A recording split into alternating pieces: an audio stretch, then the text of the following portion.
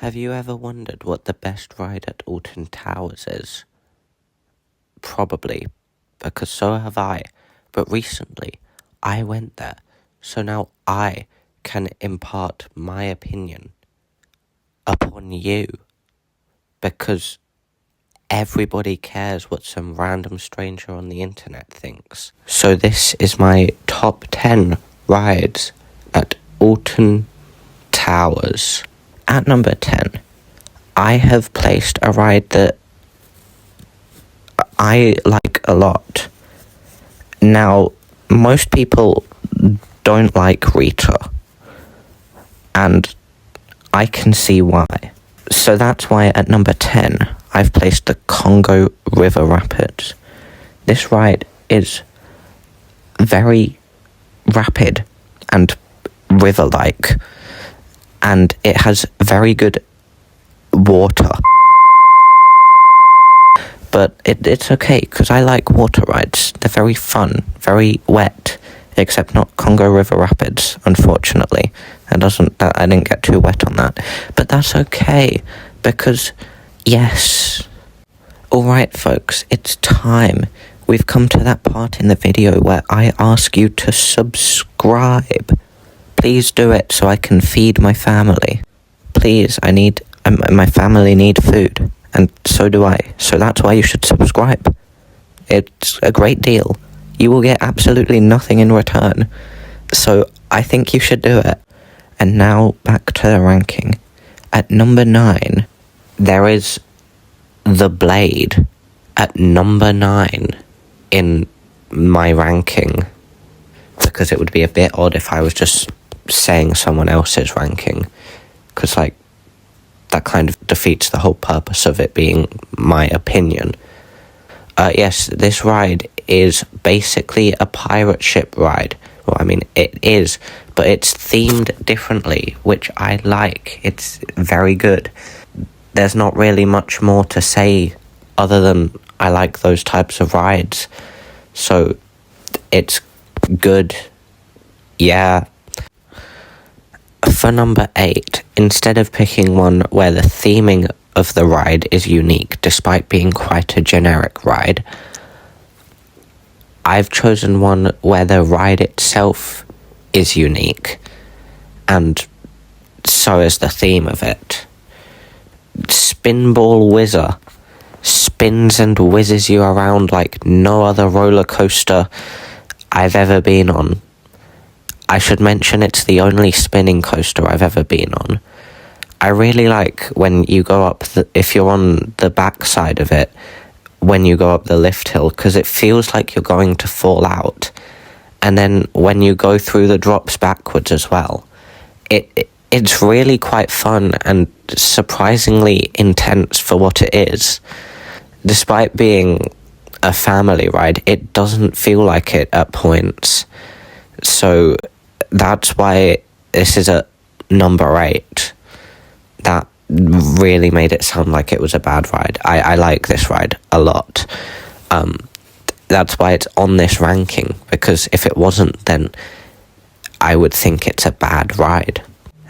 And for this next ride, I've also picked one which is quite a unique ride experience, which I've not experienced anywhere else, except this time, instead of being a roller coaster, it's a dark ride, which one of the 3 dark rides at the park.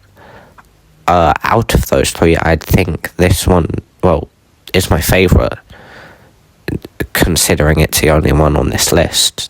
It's kind of implied. Nemesis Subterra.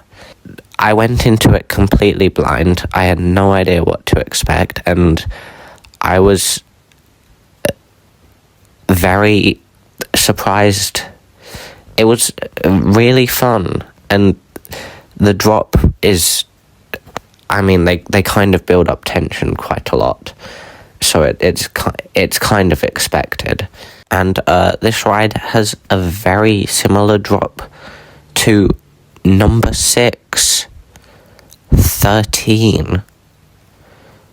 Yes, 13 is at number 6. The storyline of this ride is just amazing, and if you go into it blind, which I did not do, unfortunately. It was close when I went the other day as well, but I didn't go into the ride blind. I knew what was expected, and I was still surprised, even though I knew what was going to happen, somehow. Yeah, I think this ride is very good, and I'm very sad I didn't get to ride it this time when I went. Alright, we're halfway done, and the past 5 rides I've said have all been like family rides, mostly. However, this next one, I don't know how much further from a family ride this one could get. On number 5 is the Smiler. I really like this ride. I know most people would rank it a lot higher than I have, but the reason it's so low, even though it's number 5 of the whole park, and possibly in my top 5 of the whole country, which means that the rest of them would also have to be in my top 5 of the whole country.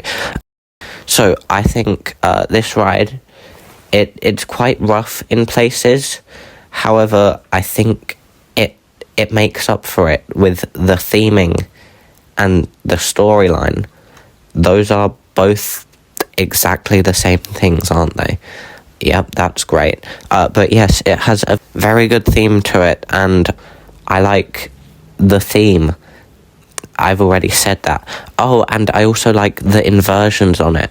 Yes, if I recall, there are quite a few of them. My favourite part of the ride, despite there being 14 inversions, is the second lift hill. And if you're in like the 3rd row, it feels like you're going to fall out when it goes down that drop on the second lift hill. It's very good. And staying over at X sector, you will find the number 4th. No, wait, that doesn't make sense. The 6th ride on this list, which is 4th in my ranking, Oblivion. Oblivion is the world's first vertical drop roller coaster, despite being an 87.5 degree drop, not 90. This is the biggest scam in history. Honestly, I want a refund of my ticket to Alton Towers. I'm suing the place for that false advertisement, honestly. It's terrible. I think out of all of the roller coasters and rides that I have ridden, Oblivion probably has the best drop, because it goes into the abyss and disappears. I know you can't see it, but I'm making a gesture with my hand of my hand disappearing. Poof, it's gone. No more hand.